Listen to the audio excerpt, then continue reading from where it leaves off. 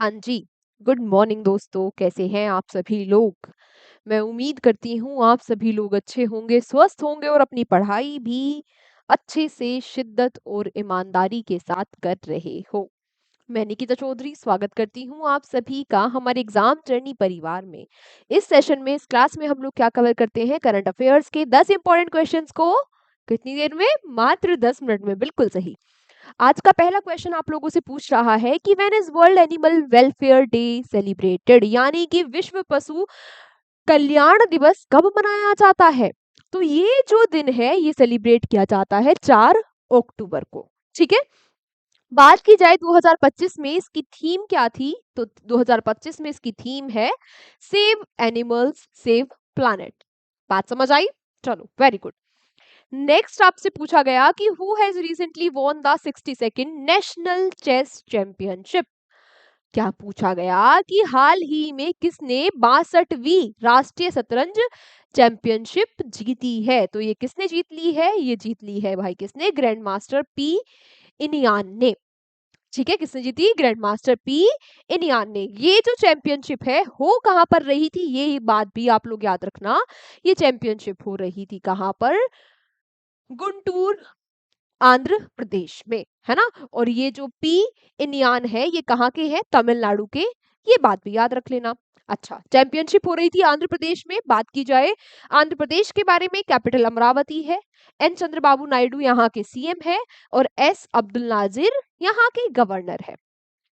इसी के साथ अगला क्वेश्चन आपसे पूछ रहा है कि recently Indian railways first assured transit time container train service has been started between Delhi and which city?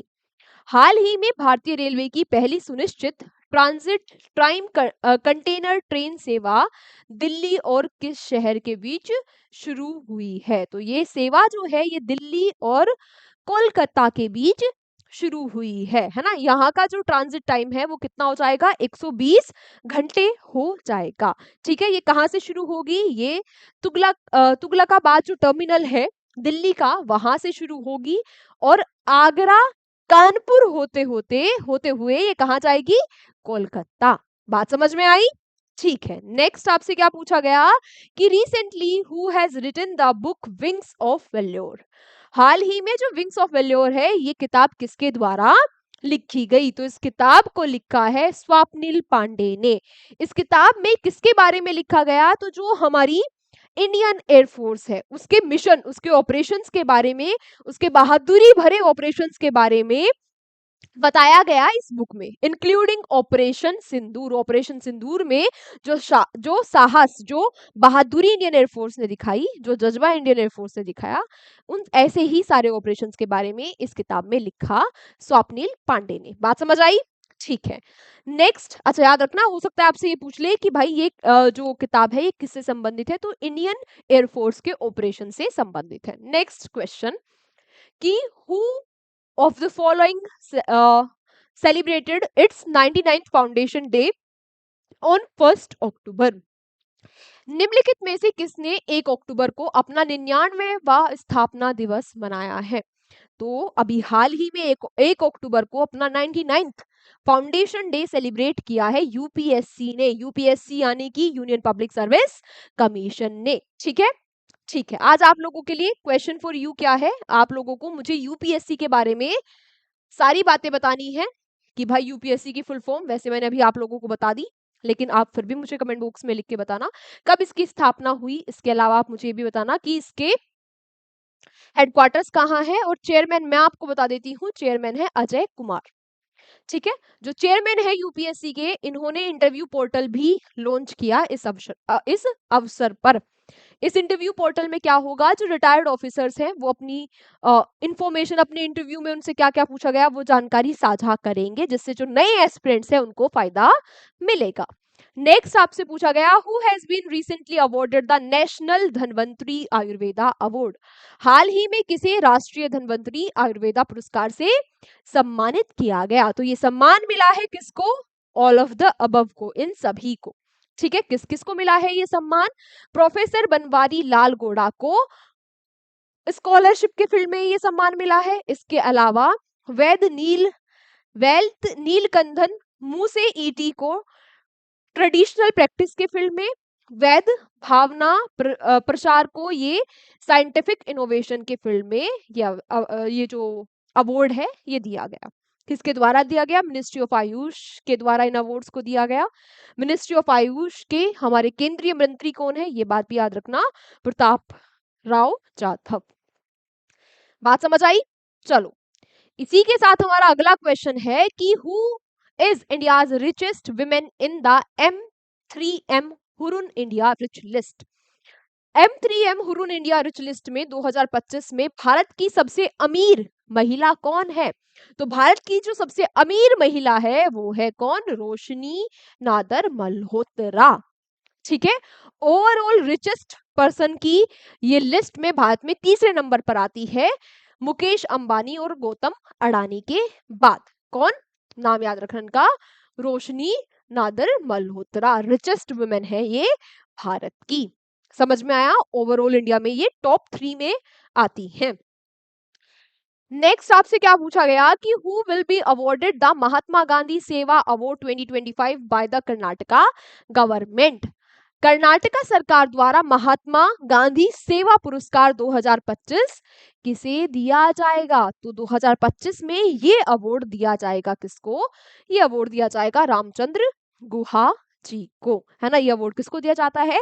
जो महात्मा गांधी जी के नक्शे कदमों पर चलता है, जो समाज सेवा के लिए कार्य करता है, उनको ये अवार्ड प्रदान किया जाता है कर्नाटका सरकार के द्वारा।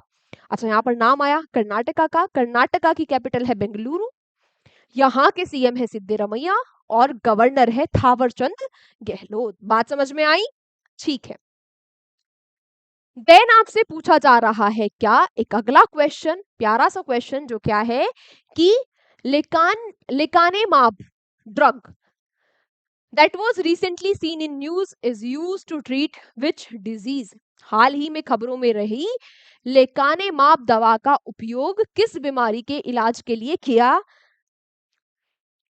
जाता है या किया जाएगा? ठीक है, जो भी, तो भाई उसी बीमारी के इलाज के लिए किया जाएगा जो अगर ये दवाई थोड़े दिन पहले डिस्कवर हो गई होती या थोड़े दिन पहले, है ना, भारत की बॉलीवुड इंडस्ट्री तक पहुंच गई होती, तो फिर सैयारा मूवी का कॉन्सेप्ट ही खत्म हो जाता, है ना। हाँ, कौन सी डिजीज? हाँ, जो उसमें हीरोइन को हो गई थी कि वो कभी कभी कभी भी अपनी पिछली बातें भूल जा रही थी, कभी भी उसको याद आ जा रहा था, है ना। वो अकेले कहीं भी चली जा रही थी, अकेले जाके सरवाइव भी कर ले रही थी कहीं रहकर। अगर आप लोगों ने देखी होगी मूवी तो आपको पता ही होगा, नहीं तो आपने इंस्टाग्राम पर स्पॉयलर्स तो देख ही लिए होंगे, है ना। पूरी स्टोरी आपको इंस्टाग्राम पे पता ही चल गई होगी, रोना धोना खूब देखा होगा आपने इंस्टाग्राम पे सैयारा मूवी के टाइम पे। कौन सी डिजीज थी उसको? अल्जाइमर। ठीक है, तो दीदी अल्जाइमर डिजीज का क्योर आ गया है ना, बताओ जाकर कोई इसको, अब आपकी लाइफ आराम से कटेगी। ठीक है, ऑस्ट्रेलिया ने अप्रूव कर दिया है रिसेंटली इस दवाई को। चलो खैर, recently Chhannulal Mishra passed away, he was associated with which field। हाल ही में छन्नूलाल मिश्रा का निधन हुआ, ये किस क्षेत्र से संबंधित थे? तो ये क्लासिकल म्यूजिक, शास्त्रीय संगीत से संबंधित थे छन्नूलाल मिश्रा। अच्छा, जो छन्नूलाल मिश्रा जी हैं वो हिंदुस्तानी क्लासिकल म्यूजिक से रिलेटेड थे। इनको ख्याल, ठुमरी, दादरा, चेती, कजरी, भजन स्टाइल के लिए जाना जाता है। ठीक है, इनका जन्म हुआ था कहाँ? आजमगढ़ में 1936 में इनका जन्म हुआ था। और इनके गुरु कौन कौन रहे, किनसे इनको शिक्षा दीक्षा प्राप्त हुई? तो इनके गुरु रहे इन्हीं के पिता बद्री प्रसाद मिश्रा, उस्ताद अब्दुल घानी खान जो कि किराना घराना से बिलोंग करते हैं, इसके अलावा ठाकुर जादव। इन लोगों से छन्नूलाल मिश्रा जी ने प्रशिक्षण लिया, ट्रेनिंग ली। ठीक है, 2010 में इनको पद्म भूषण से सम्मानित किया गया और 2020 में इनको पद्म विभूषण यानी कि भारत के सेकंड और थर्ड हाईएस्ट सिविलियन अवार्ड से इनको सम्मानित किया जा चुका है। तो उसका मतलब ये काफी इंपॉर्टेंट पर्सनालिटी रहे हैं क्लासिकल म्यूजिक के फील्ड में, और भारत के हिसाब से भी ये काफी इंपॉर्टेंट पर्सनालिटी है। तो इनके बारे में सारी बातें याद रखना कि ये किस किस म्यूजिक से संबंधित थे, इनके ट्रेनर कौन कौन रहे, इसके अलावा इनको कब पद्म विभूषण मिला और कब इनको पद्म भूषण मिला। सारी बातें आप लोग याद रखना। आज की क्लास हमारी यहीं तक थी, अब आप लोगों से मुलाकात होगी अगली क्लास में, है ना। अगली क्लास में यानी कि संडे की रिवीजन क्लास में, जहां हम पूरे वीक का रिवीजन करेंगे, है ना। तो आज की क्लास के नोट्स आप आज के आज ही बना लेना। पूरे दिन आप जो भी पढ़ोगे शिद्दत और ईमानदारी के साथ पढ़ना। मिलते हैं आपसे अगली क्लास में। इस क्लास की पीडीएफ आपको मिल जाएगी हमारे एग्जाम जर्नी के टेलीग्राम चैनल पर। Take care, bye bye.